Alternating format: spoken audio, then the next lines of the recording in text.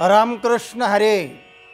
सज्जन हो, आज आपणाला ध्वनी प्रदूषण टाळा, जीवन सांभाळा या विषयावर आजचा हा व्हिडिओ आपण सादर करीत आहोत. मनुष्य हा पंचमहाभूतांचा पुतळा आहे. पृथ्वी, आप, तेज, वायू आणि आकाश. पृथ्वी म्हणजे हा जो दिसतोय ना आकार, हा पृथ्वीचा भाग आहे. त्याला पार्थिव शरीर असं म्हणतात. आप याच्या आतमध्ये एक पाणी आहे जो ओलावा, तो पाण्याचा भाग आहे, त्याला आप म्हणतात. पृथ्वी, आप, तेज. तेज म्हणजे याच्यामध्ये जो चमक आहे शरीरामध्ये, तो तेजाचा भाग आहे. जेव्हा मनुष्य मरतो ना, तेव्हा तो काळा पडतो, म्हणजे तेज त्याचं निघून जातं, तेजात मिळून जातं. पृथ्वी, आप, तेज, वायू म्हणजे या शरीरामध्ये वायू आहे. पंचप्राण त्याला असं म्हटलं शास्त्रकाराने. पंचप्राण म्हणजे प्राण, अपान, व्यान, उदानन, पाचवा तो समान. त्याच्यामध्ये जो प्राणवायू आहे तो महत्त्वाचा आहे. तो प्राणवायू गेला की मनुष्य संपतो. बाकीचे वायू शरीरात असतातच, पण प्राणवायू नसेल तर शरीर नाहीसं होतं, म्हणजे निकामी होतं. तेव्हा पृथ्वी, आप, तेज, वायू आणि आकाश, पंचतत्वातलं पाचवं आहे ते आकाश आहे. आकाश म्हणजे पोकळी. या शरीरामध्ये पोकळी आहे, म्हणूनच तर अन्न आत साठवलं जातं. काय हवा थोडी आहे, पाणी साठवलं जातं, आणि म्हणून ते आकाश पोकळी आहे. म्हणून हे शरीर पंचमहाभूतांचा पुतळा आहे. यामध्ये पंच ज्ञानेंद्रिय आहेत. ते पंच ज्ञानेंद्रिय कोणते आहेत? रूप म्हणजे डोळ्याचा विषय आहे. रूप. रूप, रस. रस जिभेचा विषय आहे. रूप, रस. गंध नाकाचा विषय आहे. गंध म्हणजे सुगंध त्या नाकाने घेता येतो. रूप, रस, गंध. स्पर्श, त्वचेने स्पर्श करता येतो. मऊ आहे का कठीण आहे हे त्वचेने पाहता येतं. आणि शेवटचा आहे ते आहे शब्द. तो कानाने ग्रहण करता येतो. ध्वनी हा कानाचा विषय आहे. आणि तो जो ध्वनी असतो ना, तो पंचमहाभूतातली जी पोकळी आहे आकाश, त्याच्यामध्ये हा ध्वनी असतो, राहत असतो. आणि तिथेच आपला हा आजचा व्हिडिओ आहे. ध्वनी म्हणजे शब्द. हे कानाचा विषय आहे. कानाने आपण शब्द ऐकतो. कुठलाही आवाज तो आपण कानाने ग्रहण करतो. मग बोलण्याचा असू द्या, यंत्रातला असू द्या, हार्मोनियममधला असू द्या, कुठलाही आवाज असू द्या, आपण या कानाने ग्रहण करतो आणि त्याचं आपल्याला ज्ञान होतं. त्यामध्ये आजचा जो आपला विषय आहे तो आहे शब्द म्हणजे ध्वनी. हा ध्वनी 3 प्रकारचा शास्त्रकारांनी त्याची वर्गवारी केलेली आहे. एक तर प्रथम सप्तक आहे, दुसरं आहे मध्य, आणि तिसरं आहे तीव्र सप्तक. हार्मोनियममध्ये 3 सप्तकं बांधलेली आहेत. त्यामध्ये जे मंद्र सप्तक आहे, खालचं सप्तक आहे, त्यात माणसाला जास्त त्रास होत नाही, ते मधुर सप्तक आहे. मध्य त्यापेक्षा थोडं कडक आहे. आणि तीव्र सप्तक जे आहे ते कर्कश आहे. त्याच्यामध्ये जास्त तीव्रता असते, तर त्या स्वरामुळे त्रास होऊ शकतो. म्हणजे तीव्र गाणं जर आपण बऱ्याच वेळा ऐकलं तर आपल्याला नकोसं वाटेल.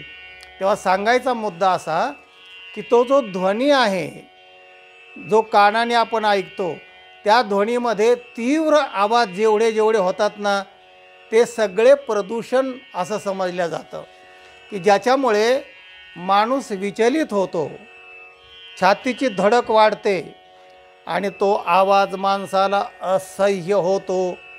मग काही त्याच्यामध्ये आवाज जे असतात ते मानवी ध्वनी असतात. मानवी ध्वनी म्हणजे मनुष्य निर्माण करतो ते ध्वनी असतात. म्हणजे उदाहरणार्थ टाळ आहे, मृदंग आहे, असे जे ध्वनी असतात, मंगलवाद्य आहेत, सनई आहेत, चौघडा आहे, असे वाद्य माणसाला सहन करण्यासारखे असतात. ते जरा त्याच्यामध्ये माधुर्य असतं आणि ते आनंदकारक आणि उपकारक असतात.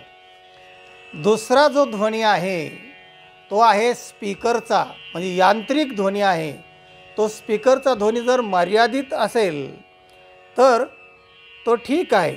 समजा 1000 लोकांना आपला कार्यक्रम ऐकायचा आहे, तर तो ऐकवायचा कार्यक्रम जो 1000 लोकांचा आहे, तर ध्वनिवर्धक असणं त्या 1000 लोकांपर्यंत गेलं पाहिजे, ठीक आहे. पण सगळ्या गल्ली जागी करायची, मोठा स्पीकर लावून द्यायचा आणि अर्ध्या अर्ध्या मैल त्या स्पीकरचा आवाज घुमतो असतो, असा जो कर्कश आणि अतिरिक्त जो आवाज आहे त्या स्पीकरचा, ध्वनिवर्धकाचा, तो माणसाला हानिकारक आहे आणि त्याच्यामध्ये माणसाला जास्त इंटरेस्ट आहे. त्यासंबंधी एक 15-1 वर्ष झाली असतील, तेव्हा केंद्र सरकारने एक कायदा केला. 10च्या पुढे कुठलाही कार्यक्रम करायचा नाही सार्वजनिक ठिकाणी, 10 ते सकाळी 6. आणि जे काय तुम्हाला कार्यक्रम करायचे तर तुमच्या मशिदीमध्ये किंवा मंदिरामध्ये, सार्वजनिक ठिकाणी ते ध्वनिवर्धक कुठं लावायचे, तुमच्या आतल्या गाभाऱ्यामध्ये लावायचे, ते किती उंचीचे असावेत, किती त्याचा ध्वनिक्षेपकाची मर्यादा किती असावी, या सगळ्या सूचना त्या न्यायालयाने, सर्वोच्च न्यायालयाचा हा निकाल आहे, तो निकाल दिलेला आहे. आणि त्याप्रमाणे जर आपण वागलो तर आपल्याला या आवाजापासून बचाव करता येईल आणि तो कायदा लागू आहे. पण कोण पाळतो, किती पाळतात, पाळला तर तसं करतात का, ध्वनिवर्धक तेवढे ठेवतात का, या सगळ्या गोष्टी मोठ्या विचाराच्या आहेत. आणि जे या कायद्याचं राबवतात, म्हणजे पोलीस खातं वगैरे, ते त्याची दखल किती घेतात आणि कायद्याची अंमलबजावणी करणं हे त्यांचं काम आहे. तेव्हा हा ध्वनिवर्धक आणि त्याच्या सूचना केंद्र सरकारच्या आहेत. कदाचित त्या गुगलवर, मोबाईलवर तुम्ही पहा ओपन करून की त्या कशा आहेत, काय आहेत, आणि त्याप्रमाणे जर मनुष्य वागला तर त्याची शांतता भंग होणार नाही, तो विचलित होणार नाही. अशा प्रकारचे चांगल्या सूचना आहेत आणि त्या अंमलात आणाव्यात असं तुम्हाला आठवण करून देतो आहे. त्याच्यानंतर एवढ्यावर भागत नाही लोकांचं, त्याच्या पुढचा एक प्रकार माणसाने विकसित केला आणि तो म्हणजे DJ. इतका तो DJचा आवाज ढंग ढंग ढंग असतो, सगळ्या इमारती हादरतात, ह्या सगळ्या छातीतले ठोके वाढतात, सगळं शांतता भंग होतो. कितीतरी लांब अर्ध्या मैलावर असताना तर ते ढंग ढंग आवाज, खिडक्यासुद्धा अशा धर धर धर धर करतात, अशा प्रकारचा आवाज. आणि त्याच्या पुढे लहान लहान मुलं घेऊन नाचणारी माणसं आहेत. ते शुद्धीवर असतात का, ते काय असतात, ते तुम्ही त्याचं संशोधन करा, मी तितक्या खालच्या पातळीवर जाऊन बोलत नाही. तेव्हा तो DJचा प्रकार पुढे आला आणि तो इतका गंभीर आहे की कान फाटतात, DJने कान बहिरे झाले, कित्येक हार्ट अटॅक होऊन माणसं मेली त्याच्यामध्ये. त्याच्यावर कायदा झाला आणि त्या कायद्याची अंमलबजावणीसुद्धा व्यवस्थित होत नाही. DJ लावणारे लावतात, तक्रार केली तरी ते DJ लावणारे आणि DJ आयोजन करणारे हे दोन्ही महावस्ताद असतात. त्यांच्या वरपर्यंत सगळ्या लागेबांध्या असल्यामुळे तक्रार केली तरी फारसा शब्द लक्षात ठेवा, उपयोग होत नाही. आणि तो असह्य आवाज, इतका असह्य की तो म्हाताऱ्या माणसांना, गर्भिणी मातांना, लहान बालकांना, प्राण्यांना, पशुपक्ष्यांना इतका बाधक असतो, पण कोणी काय त्याची दखल घेत नाही. सामाजिक भान नावाचा जो भान आहे ना, त्या भानामध्ये मोठी भानगड झालेली आहे. फारसं लोक पाळत नाही. कृपा करून मी काय म्हणतोय व्हिडिओ नीट ऐका. तर या गोष्टी अतिशय महत्त्वाच्या आहेत सामाजिकदृष्ट्या. तेव्हा DJ हा एक प्रकार आत्ता निघाला आणि त्याच्यावर बंदी आहे, तरी पण लोक लावतात. आणि आपण काय केलं तर मी परवानगी काढली याचा अर्थ काय की अशा मर्यादेमध्ये लावा. त्याच्यामध्ये त्या परवानगीमध्ये सगळ्या सूचना लिहिलेल्या असतात, किती आवाजात लावा, किती वेळ लावा, लोकांची तक्रार आली तर आम्ही तुमचा DJ बंद करू, जप्त करू, हे सगळं लिहिलेलं असतं. तेव्हा परवानगी काढली की वाचते म्हणता आम्ही परवानगी काढली. कोण परवानग्या वाचतंय, काय लिहिलं आहे त्याच्यामध्ये, का बंद करत नाहीत, या सगळ्या गोष्टी मोठ्या गंभीर गोष्टी आहेत. हा एक आवाजाचा सगळ्यात भयानक अत्युच्च प्रकार आहे. त्याच्यानंतर रस्त्यामध्ये चांगला रस्ता आला की गतिरोधक आलेच, चांगलं काम सुरू केलं की विरोधक आलेच. तेव्हा हे गतिरोधक जे आहेत ना, असे उंच टाकलेले असतात, त्याला कुठलीही शास्त्रीय पद्धत वापरलेली नसते, धडाधड गाड्या आपटतात त्याच्यावर. मोकळ्या गाड्या ट्रक टेम्पो असल्या की धडाधड आपटतात आणि तो आवाज जणू इमारत ढासळली की काय असा एवढा आवाज होतो. ती शास्त्रीय पद्धतीने टाका ना. खरं तर चांगले रस्ते आपण कशा करतो की गती यावी, गाड्या आपटू नये, गाड्याचं नुकसान होऊ नये, लोकांना त्रास होऊ नये. तर तर तसं नाही, मोठे गतिरोधक टाकून द्यायचे आणि तो 100-200 फुटावर गतिरोधक. अरे मग गतिरोधक टाकायचे तर मग चांगले रस्ते करतात कशाला? असू दे ना, खड्डे बिड्डे सगळे आहेत ते गतिरोधकच समजायचे, आपोआप गाड्या हळूहळू चालतात. म्हणजे चांगलं करायचं पण त्याच्यामध्ये आणखीन गतिरोधक करायचे. तेव्हा सांगायचा मुद्दा की आत्ता आश्रमाच्या समोर जे गतिरोधक टाकले आहेत आमच्या, इतकी गाड्या आपटतात की धडांगची जणू एखादी इमारत कोसळल्यासारखी. अशा काय काय अगम्य अकल्पित कल्पना या समाजामध्ये आहेत. तेव्हा गाड्यांचा म्हणजे त्या ध्वनी हे असतात ना गतिरोधक, त्याच्यावर गाड्या आपटून जो आवाज होतो हा एक गाड्यांचा प्रकार. आणि गाड्यांचे जे कर्कश जे हॉर्न असतात ना, अरे बापरे, अगदी लहान लहान गाड्याला टू व्हीलरला सुद्धा मोठे मोठे हॉर्न बसून घेतलेले असतात आणि इतके जोरात इतके वाजवतात ना की जणू काय त्यांना गंमतच अशी वाटते की अशा आसपासचे शांतता भंग होतोय का, आपण कुठले हॉर्न वाजवतोय, किती वाजवतोय, खरंच आपल्या पुढच्याला सूचना देण्यात का आपण वाजवतोय का, काही भान नसतं. आणि जोरात गाड्या चालवणं, जोरात हॉर्न वाजवणं, अगदी आणखीन त्याच्यात बरेच प्रकार विकसित केलेले आहेत. तेव्हा सांगायचा मुद्दा असा, हे सगळे जर ध्वनी प्रदूषण पाहिले तर गडकरी साहेबांनी एकदा म्हटलं होतं की गाड्यांचे जे आवाज आहेत ते माणसांना खूप त्रास देत आहेत, खूप कंप्लेंटी आहेत आणि खरंच ते वाईट आहे. तर त्याच्यामध्ये प्रतिबंध कसा करता येईल की गाडी पासिंग करताना किंवा गाडी निर्माण करतानाच तो आवाज मर्यादित असेल की जो साधारण 100-200 फुटावर आवाज जाऊन त्या पुढच्या माणसाला संकेत देईल, बाकीचा तो असणार वगैरे. फार चांगली कल्पना त्यांनी एकदा मांडली होती, ती मी ऐकली म्हणून तुम्हाला पुन्हा ती सांगतो आहे की गाड्यांचे आवाज, अरे काय आवाज आहे ते.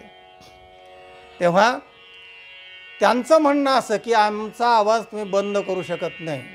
आवाज कोणाचा? आमचं ते स्वातंत्र्य आहे, आम्हाला घटनेने स्वातंत्र्य दिलेलं आहे, आम्ही कसाही आवाज काढून आम्ही कसंही वागू, हे आमचं भाषण स्वातंत्र्य, अमुक स्वातंत्र्य, ते अभिव्यक्ती स्वातंत्र्य.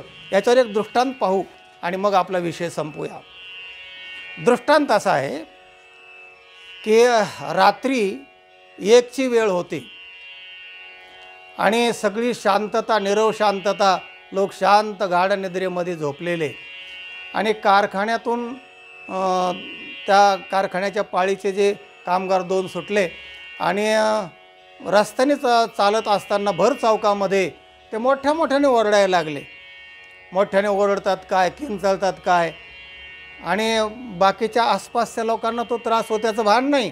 आणि कोण असं उठून त्यांना कंप्लेंट करणार, कोण त्यांच्या नादी लागणार हो. पण लोकांना त्रास होतो आहे याची कल्पनासुद्धा ह्या लोकांना नसते. मोठ्याने ते आरडत होते आणि किंकाळत होते.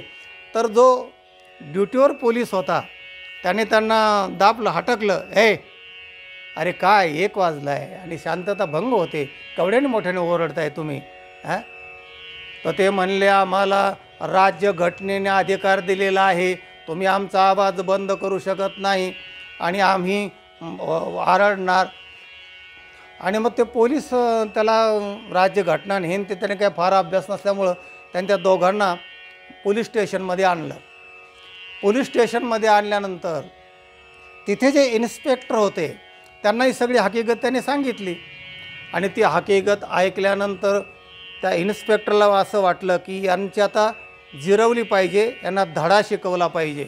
पण हे शिकलेले आहेत, पदवीधर आहेत आणि ज्या अर्थी ते राज्यघटना वगैरे असं जे बोलत आहेत त्या अर्थी यांच्याशी जरा युक्तीनेच वागलं पाहिजे.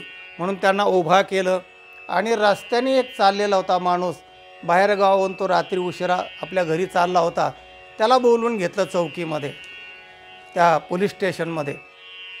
आणि तो उभा राहिला आणि हे दोघंजण जे होते, जे दंगा करत होते, त्यांना सांगितलं, आता तू याच्या थोबडात मार आणि तू याच्या मुस्कडात मार, आणि मग त्याने दिला थोबडामध्ये, तो याने त्याला त्याने याला, पहिला राऊंड संपला, परत मार, परत मारे कानाखाली आवाज काढले, कानाखालचा आवाज काढला, कान जवळच आहेत ना, आज ध्वनीवर्धकावरच आपला व्हिडिओ आहे.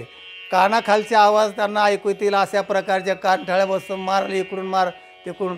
दुसरी तिसरी पाळी झाली. हा जो माणूस होता ना, ज्याला उभा केलं होतं रस्त्यावरचा माणूस करून, तो म्हणा आता आपल्यावर तर नाही ना पाळी येत, हे इन्स्पेक्टर असं काय करतायत. आणि मग 2-3 राऊंड झाल्यानंतर त्या माणसांना सांगितलं, हा समजलं ना तुम्हाला, जा आता तुम्ही. ते गेल्यानंतर त्या माणसाने जे पाहिलं यांच्या दोघांची, हा त्याला मारून तो त्याला मारून, इन्स्पेक्टरने सांगितल्याप्रमाणे, मग त्या इन्स्पेक्टरला त्याने विचारलं, ले साहेब हा काय प्रकार होता, तुम्ही सांगितलं की त्याला मारण, तो त्याला मारत होता, एकमेकाला मारामारीचं. तो म्हणला, हे दोन्ही शिकलेले ग्रस्त आहेत, तरुण पोरं आहेत, आणि हे यांना धडा शिकवणं गरजेचं होतं. रात्री 1 वाजता हे रस्त्याने भर चौकामध्ये शांतता भंग करण्यासारखं ओरडत होते. तेव्हा त्यांना धडा शिकवण्यासाठी मी जर यांना मारलं असतं तर यांनी जर वरिष्ठाकडे तक्रार केली असती तर वरिष्ठाने मला जाब विचारला असता, कदाचित घरी पाठवलं असतं, आणि म्हणून किंवा हे प्रकरण कोर्टात गेलं असतं. तर मग कोर्ट काय करतं की साक्षीदार कोण होते, कोणी कोणाला मारलं याच्यावर न्याय होत असतो. म्हणून त्याने ह्याला मारलं आणि ह्याने त्याला मारलं, तर म्हणून तुम्हाला साक्षीदार म्हणून मी आज बोलवलेलं आहे. तुमच्या देखता तुम्ही साक्षीदार तुम्ही सांगू शकता की माझ्या देखत याने याला मारलं आणि याने याला मारलं. म्हणजे मी सुटलो, त्यांनाही धडा मिळाला, म्हणून या युक्तीचा मी वापर केला. असं केलं काय म्हणले, बरं झालं म्हणले. अहो हे लोक इतके मस्ती करतात, तिथेच माझं त्या चौकात घर आहे. रोज हे रात्री सुटले की 12-1 वाजता तिथं आरडत ओरडत काय चालतात. कुत्रे एकतर भोगतात, त्यांना कुत्र्यांना कोणी वाई नाही, हे दुसरे मोठमोठे किंचाळतात हे मोठ्या मोठ्याने. बरं झालं साहेब, चांगली युक्ती सुचली तुम्हाला. तेव्हा हे जे प्रशासक आहे ना, यांना वेगवेगळ्या युक्त्या सुचल्या पाहिजे. आणि हे ध्वनिवर्धक, हे हॉर्न, हे मानवी आवाज, आत्ता जो मानवी आवाज आहे हा खालचा असला तरी पण इतर आवाजापेक्षाही काही वेळा तो त्रासदायक ठरतो. एवढे आवाज काढण्याची गरज नाही, रात्री 1 वाजता ओरडण्याची गरज नाही.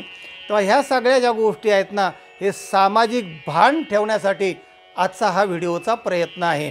तेव्हा अशा प्रकारचं जर आपण चांगलं वागलं, धार्मिक लोकांनी, सगळ्या लोकांनी, सामाजिक लोकांनी, कार्यकर्त्यांनी, सगळ्यांनी हे भान राखलं पाहिजे.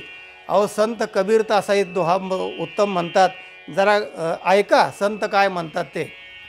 संत कबीर, मुल्ला हो के बांग पुकारे, कबीर जी कहते हैं, बाबा रे तुम्ही मशिदीच्या वर मोठे मोठे करणे लावलेत, भोंगे लावलेत, सकाळी 6ला तुमचे मोठे मोठे बांग असतात, तर त्या मुल्लासाठी अल्लासाठी जे तुम्ही बांग पुकारता ना, मुल्ला हो के बांग पुकारे, काजी आणि मुल्ला मौलवी यांना ही सूचना आहे. अरे केवढ्याने तुम्ही बांग पुकारता. औ क्या साहेब बहिरा है, अल्लाह काय बहिरा आहे का रे एवढ्याने ओरडता. मुंगी के पाव में घुंघरू बाजे, ओ भी अल्लाह सुनता है. मुंगीच्या पायातलं घुंगरू जरी वाजलं ना, ते सुद्धा अल्लाहला ऐकू जातं. देवाला सगळं ऐकायला येतंय म्हणाले, तो सर्व साक्षी आहे, तो सर्वज्ञ आहे. तेव्हा एवढ्या मोठ्या मोठ्याने आरडायची गरज आहे का.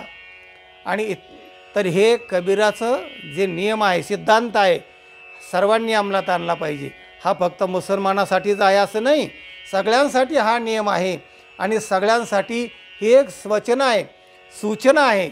हा ध्वनिवर्धक तेव्हासुद्धा कबीराने सूचना दिलेली आहे, पण आजसुद्धा त्याच्याबद्दल आंदोलनं करावे लागतात, सूचना द्यावे लागतात. अरे माणसं तरी सुधरत नाहीत लवकर, आणि सुधारण्याच्या मार्गावर लागूया आपण. इतर सगळ्या आपण सुधारणा सांगतो, पण या ज्या गोष्टी आहेत ना, तर ह्या सुधारल्या पाहिजे. तेव्हा ध्वनी प्रदूषण टाळा आणि जीवन सांभाळा. आजचा हा जो व्हिडिओ आहे, हा व्हिडिओ सर्वांनी ज्ञान ऐका, अंमलात आणा. हे जर आणलं तर आपण, आपली होणारी पिढी, आपला परिवार या ध्वनी प्रदूषणापासून सुरक्षित राहील, आणि तरच आपली शांती भंग होणार नाही, आपल्या शांत जीवनामध्येच आपल्याला आनंद उपभोगता येतो। हा व्हिडिओ इतरांना पाठवा, लाईक करा आणि चॅनलला सबस्क्राईब करा। रामकृष्ण हरी।